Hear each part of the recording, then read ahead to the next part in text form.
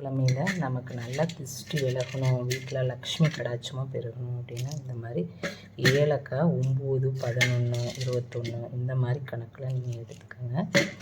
எடுத்துட்டு நீங்கள் ஒரு சாம்பிராணி போடுறதுலையே அதுலேயே இந்த பிரியாணி இலை போட்டுக்கோங்க. இந்த மாதிரி கட்டி சாம்பிராணி தூளாக இருந்தாலும் சரி அது மாதிரியும் போட்டுக்கலாம். இது எல்லாமே நீங்கள் நெருப்பு பருத்தி வச்சு வீடு ஃபுல்லாக காமிச்சிங்கன்னா உங்களுக்கு திருஷ்டியும் விலகும், லக்ஷ்மி கடாட்சமும் உங்களுக்கு கிடைக்குங்க. இந்த மாதிரி போட்டுக்கோங்க. போட்டுட்டு நெய் 1 ஸ்பூன் இதில் விட்டுக்கணும். நீங்கள் நெய் 1 ஸ்பூன் இதில் அப்படியே விட்டுக்கணும். விட்டுட்டா வீடு ஃபுல்லாக இதை அப்படியே காமிங்க. பயங்கர வாசனையாக இருக்கும், திருஷ்டியும் விலகும் உங்களுக்கு. அது இல்லாமல் செல்வ கடாட்சியும் நமக்கு கிடைக்கும். இந்த மாதிரி செய்கிறப்ப வெள்ளிக்கிழமை செவ்வாய்க்கிழமை வீடு ஆனால் நல்லா சுத்தபத்தமாக இருக்கணும், வீடு நல்லா துடைச்சிருக்கணும். நம்ம அது முக்கியம். அப்படி பண்ணால் தான் பண்ண முடியும். நம்ம கெட்ட சக்தியும் வெளியில் போகும், நமக்கு லக்ஷ்மி கடாட்சமும் கிடைக்கும்னு வச்சுக்கோங்களேன்.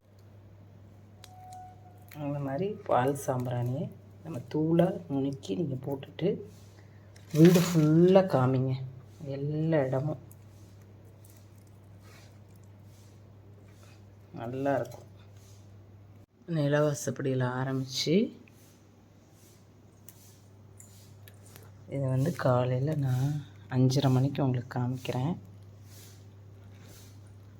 எங்கள் வீட்டு நிலவாசப்படி காலையில் 5:30 மணிக்கு எப்படி நிலவாசலில் நம்ம காமிச்சிக்கணும். நிலவாசலில் தீபம் ஏற்றுறது அவ்வளோ விசேஷம், லக்ஷ்மி கடாட்சம்.